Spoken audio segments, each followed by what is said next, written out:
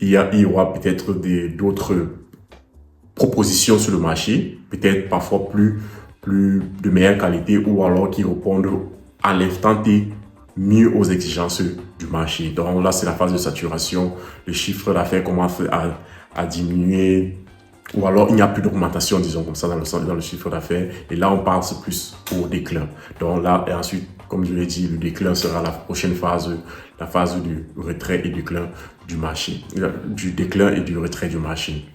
Mais pendant cette phase, ce que certaines entreprises font souvent, ou alors quand la marque est assez forte, c'est au moment de la phase de saturation. Salut et bienvenue sur Parlons Produits. Ici, nous échangeons sur plusieurs thématiques et concepts liés au product management, au monde du produit. J'essaie également à ma manière de partager différentes astuces et conseils qui pourraient aider ou inspirer toute personne passionnée de technologie, intéressée par le monde du product management. Alors, si tu es intéressé par le product management, si tu es passionné de technologie, si tu es intéressé par une carrière dans le product management, sache que tu es la bienvenue sur cette chaîne. Abonne-toi et actionne la cloche de notification pour ne rater aucun épisode. Aujourd'hui, la vidéo sera concentrée sur la définition du mot produit, car il est important de comprendre, d'avoir de bonnes bases quand on parle de quelque chose. Pour définir le mot produit, il est essentiel de retourner au sens général ou au sens étymologique du mot produit. Généralement parlant, le mot produit peut avoir plusieurs sens. Il y a le sens mathématique. Donc en mathématiques, il y a un produit. En chimie, on peut avoir un produit. Mais il y a également le sens économique ou le sens business, le sens commercial du terme produit. Disons également le sens marketing. Et c'est sur ce dernier sens que nous allons plus aller en détail pour comprendre c'est quoi un produit économiquement parlant, commercialement parlant ou alors dans le business. Un produit peut être défini comme un bien matériel, c'est-à-dire tangible, donc on peut toucher, ou alors un bien immatériel. Comme exemple du bien matériel, nous avons par exemple un stylo, un laptop, un écran, tout ce qui est tangible, tout ce qui est physique. Et sur le plan immatériel, nous avons des logiciels, des softwares, des applications, des services financiers, toute forme de services ou alors des services d'assurance. Tous sont des services matériels.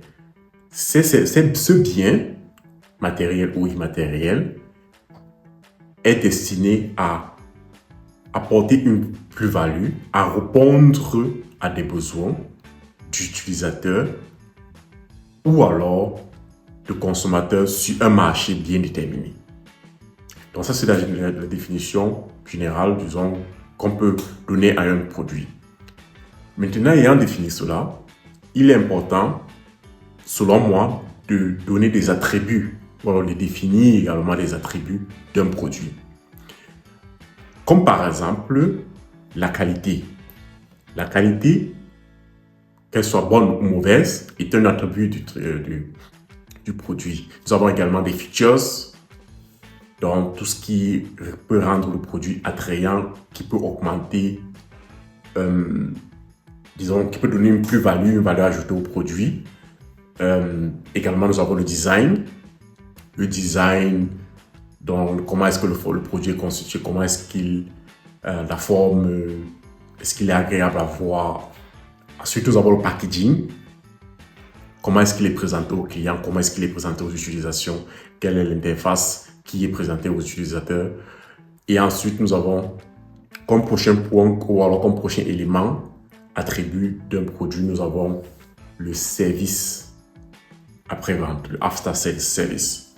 C'est un le mot ou le terme dit en réalité, c'est que c'est dans tout ce qui est accompagnement après achat du service, du produit. Donc, comment est-ce que le client sera encadré, comment est-ce qu'il sera accompagné, quels seront en cas de retour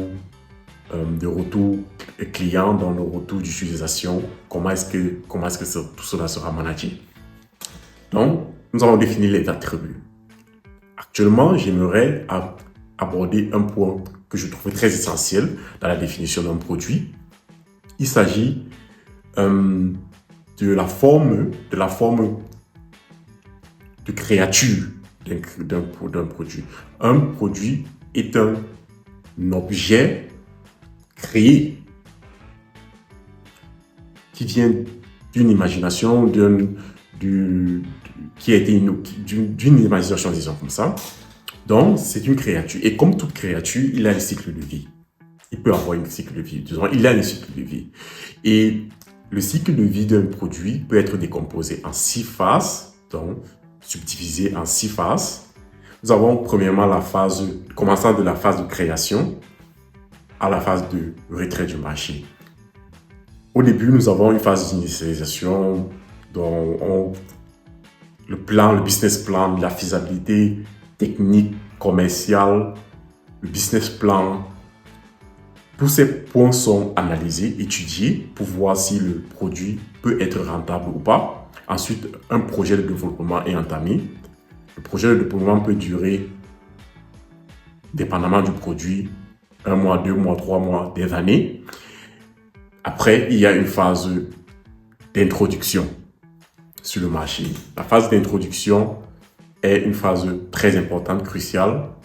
La communication est très importante, le marketing, un fort marketing peut déterminer l'introduction, si l'introduction d'un produit sera bon ou pas en fait. Donc là, nous avons introduit le produit sur le marché. Ensuite, il y a la phase de croissance. On observe, là, on a une confirmation, disons, si le produit a rempli les exigences des utilisateurs, des consommateurs. Là, on va s'en rendre compte sur l'évolution du chiffre d'affaires. On parle souvent de phase de croissance au moment où les coûts d'investissement sont totalement comblés. Et là, on peut aller de 10, 15, 20, 50, 100%, 200% de croissance dans l'augmentation du chiffre d'affaires comparément aux investissements qui ont été faits dans les phases précédentes d'initialisation et développement. Ensuite, nous avons la phase de maturité. La phase de maturité, c'est la phase où le produit atteint le sommet ou a un pic dans son chiffre d'affaires. Et à ce moment, le produit est établi sur le marché. Les parts de marché, il a une assez grande part de marché et il se positionne également très bien par rapport à la concurrence. Ensuite, nous avons une phase de saturation. C'est la phase où il y a, en fait, le chiffre d'affaires atteint un plateau. Le plateau, économiquement parlant, c'est pas souvent une bonne chose parce que là, il y a déjà, disons, de la concurrence sur le marché. Si c'était une innovation, il y aura peut-être d'autres propositions sur le marché, peut-être parfois plus de meilleure qualité ou alors qui répondent à l'instant T mieux aux exigences du marché. Donc là, c'est la phase de saturation. Le chiffre d'affaires commence à diminuer ou alors il n'y a plus d'augmentation, disons comme ça, dans le chiffre d'affaires. Et là, on passe plus au déclin. Donc là, et ensuite, comme je l'ai dit, le déclin sera la prochaine phase, la phase du retrait et déclin du marché, du déclin et du retrait du marché.